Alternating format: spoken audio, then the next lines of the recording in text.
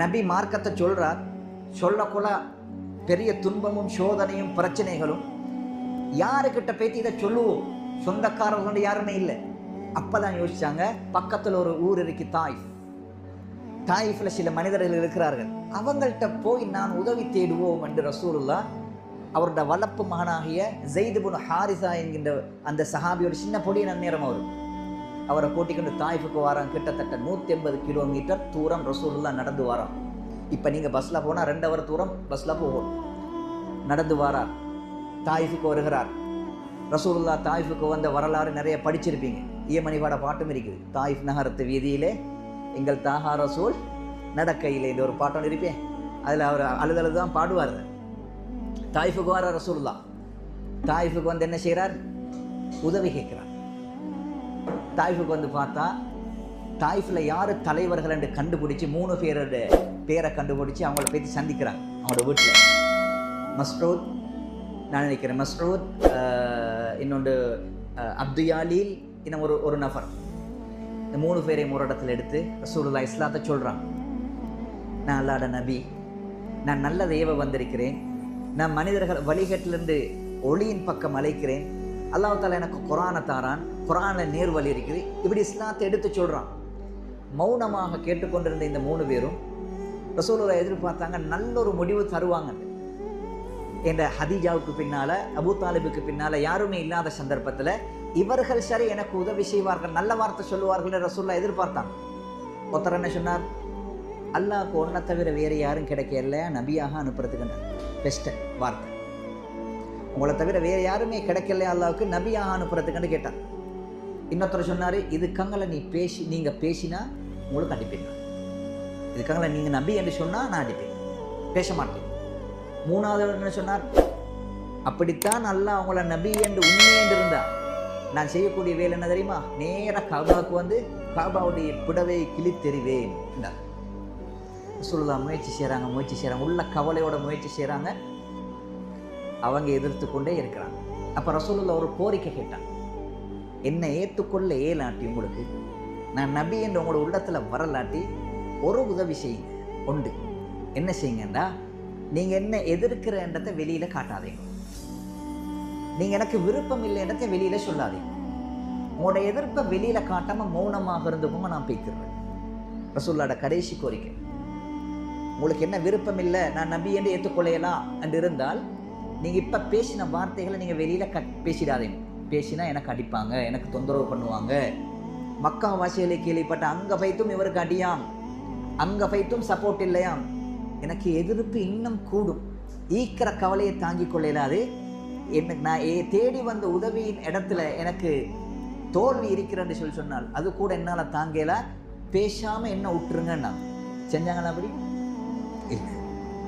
எழுப்பினாங்க, ஊரை கூட்டினாங்க, சின்ன பிள்ளைகளை சஃப்பாக வச்சாங்க. ரோட்டில் வச்சு கல்லையும் கம்பையும் இதையும் கொடுத்து இந்த போரார் இவருக்கு அடியண்டா, இவர் ஒரு பொய்யரண்டா.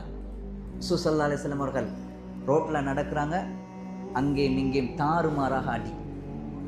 ஸைத் இப்னு ஹாரிஸா சொல்றார், நான் முன்னால் பாயிறேன், பின்னால் பாயிறேன், வலதுக்கு வாரேன், இடதுக்கு வாரேன். ரசூலுல்லாஹ் எனக்கு எவ்வளோதான் தாங்கினான். அங்கே கல்லுவாரினெல்லாம் நான் முன்னுக்கு பாயிறேன். என்னையும் மீறி ரசூலுல்லாஹ்வுடைய தலைக்கும் மேலுக்கும் கல்லுப்படுது. தலையில் பட்ட கல் ரத்தம் வடிஞ்சு உடம்பு முழுக்க ரசூலுல்லாஹ்வுடைய ரத்தம். ஸைத் இப்னு ஹாரிஸா சொல்றார், ரசூலுல்லாஹ்வுக்கு ஒரு 8 நடக்க முடியாத ஒரு நிலையில் வந்து ரசூலுல்லாஹ்வுக்கு தலை சுத்து ஒரு தோட்டத்தில் உட்கார்ந்தாரு. ஒரு மர அடியில் உட்கார்ந்து பிஸ்மில்லான்னு உட்கார்ந்தார். அதுக்காக ரசூலுல்லாஹ்வுக்கு நடக்கல. உட்கார்ந்து ரொம்ப கவலை, கடுமையான கவலை. அந்த தோட்டம் வந்து ஒரு காஃபிருடைய தோட்டம், மக்காவில் இருக்கக்கூடிய ஒரு காஃபிருடைய தோட்டம். அந்த தோட்டத்தில் உட்கார்ந்த உடனே அந்த காஃபிர்கள் ஏற்கனவே அவர்கள் ரசூலுல்லாஹ்வுக்கு மக்கால எதிர்த்து கொண்டிருந்த ஆட்கள் தான். இவங்க அந்த தோட்டத்தில் மூலையில் இருந்து கொண்டு ரசூலுல்லாஹ்வை பார்க்குறாங்க. தாயிஃபுக்கு வந்தார், தாயிஃபிலே மடிபட்டுட்டார். இப்போ எங்கட தோட்டத்தில் வந்து உட்கார்ந்துருக்கிறார்.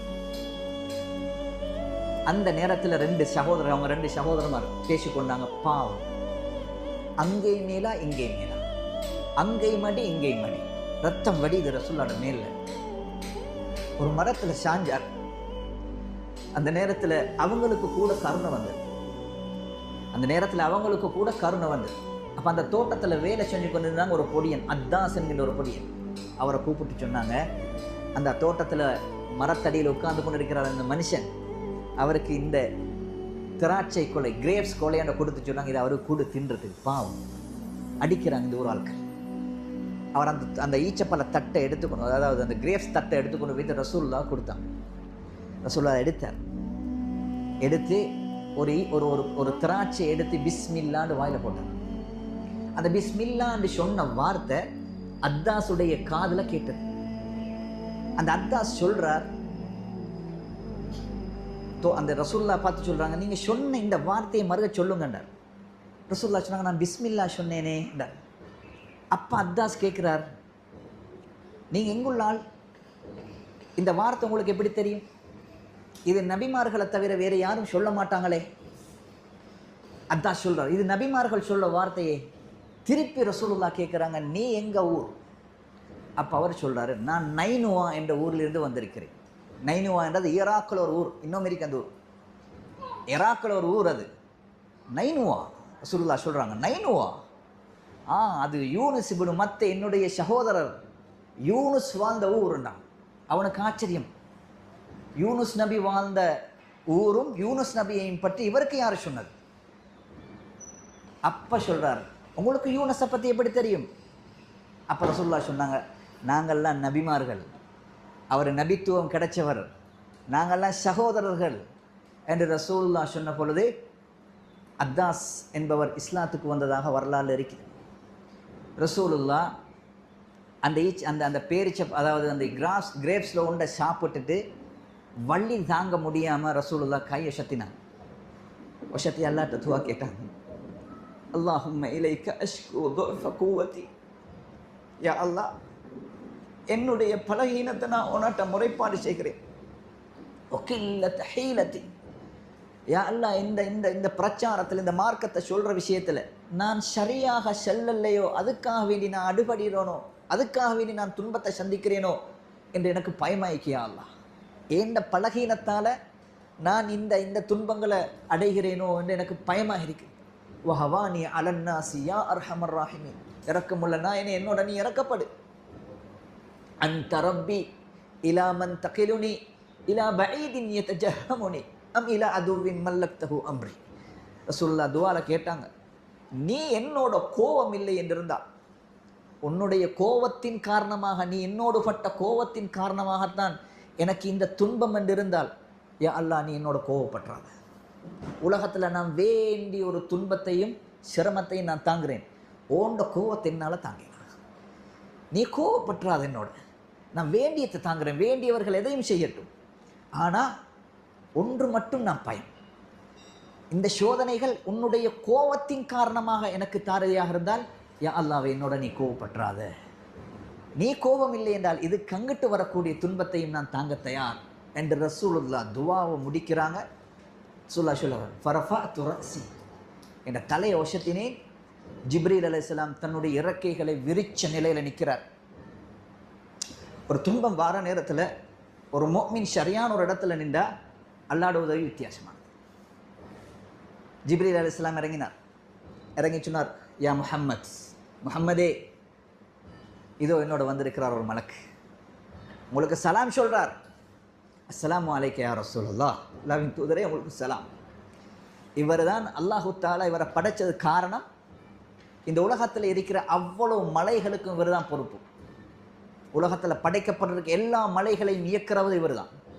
அது உஷும்புறதும், அது போகிறதும், வாரதும், அது உருவாகிறதும் இவர் தான் அதுக்கு பொறுப்பு. இப்போ நீங்கள் ஒரு வார்த்தை சொல்லுங்கள், இந்த தாயிஃப் வாசிகளை, இந்த மக்கா வாசிகளை 2 மலைகளுக்கு இடையில் நெசுக்கி அடித்து போட்டு, உங்களுக்கு செஞ்ச வேலைக்கு மக்கா வாசிகளையும் தாயிஃப் வாசிகளையும் சேர்த்து 2 மலைகள். இப்போ நீங்கள் ஒரு வார்த்தை சொன்னால், ஒரு ஒரு ஒரு ஷைக்கினை நீங்கள் செஞ்சால், அல்லாஹு தஆலா இந்த கூட்டத்தை இப்போ அழித்து நெசுக்கி போட்டுருவான். அப்போ ரசூலுல்லாஹ் சொன்னாங்களா, இல்லை வேணும், ரசூலுல்லாஹோட கருணையை பாருங்கள், நான் இதை தாங்குறேன், எதை அடிக்கட்டும், என்ன ஒதுக்கட்டும், நான் இதை தாங்குறேன். இவர்களுக்கு பின்னால் ஒரு சமுதாயம் வருவார்கள், அல்லாஹு தஆலா அவர்களுக்கு ஹிதாயத் நசீபாக்குவான். இந்த சமுதாயம் ஏற்றுக்கொள்ளாவிட்டாலும் இவர்களின் பிச்சலத்தில் பிள்ளைகளுக்கு பின்னால் சமுதாயம் கொண்டு வரும். அவர்களை அல்லாஹு தாலா இந்த மார்க்கத்தை ஏற்றவர்களாக, என்னை ஏற்றவர்களாக, தௌஹீதை ஏற்றவர்களாக, அல்லாஹ்வை வணங்கக்கூடிய ஒரு சமுதாயம் வரும். அதை நான் எதிர்பார்க்கிறேன். அல்லாஹ்வுடைய தூதர் அந்த அளவுக்கு சிரமத்துக்கு மேலால் தாங்கினது இந்த மார்க்கம் எல்லாருக்கும் போய் சேரணும்ன்றதுக்காக.